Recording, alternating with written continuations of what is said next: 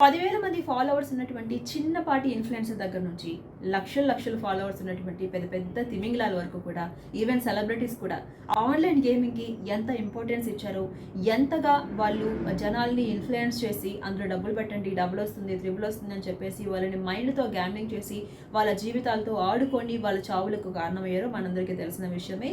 కొన్ని వందల చావుల తర్వాత కేంద్రం ఒక కీలక నిర్ణయం తీసుకుంది. అది కూడా మనకు తెలిసిన విషయమే. ఆన్‌లైన్ బెట్టింగ్‌కి సంబంధించి ఒక బిల్లును లోక్‌సభ తీసుకొచ్చింది కదా! సో, ఆ లోక్‌సభ ఆమోద ముద్ర కూడా వేసింది. ఇంతకీ ఈ ఆన్‌లైన్ గేమింగ్ బిల్ ఏం చెప్తోంది మనం చూద్దాం.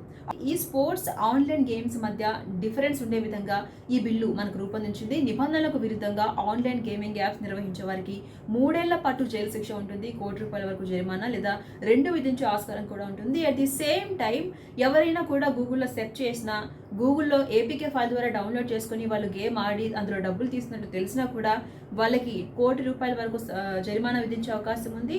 అంటే 3 ఏళ్ల వరకు జైలు శిక్ష పడే అవకాశం ఉంది. సో, నిర్వహించే వాళ్ళు మాత్రమే కాదు, ఆడే వాళ్ళు కూడా ప్రతి ఒక్కరు కొంత అలర్ట్‌గా ఉండాలి.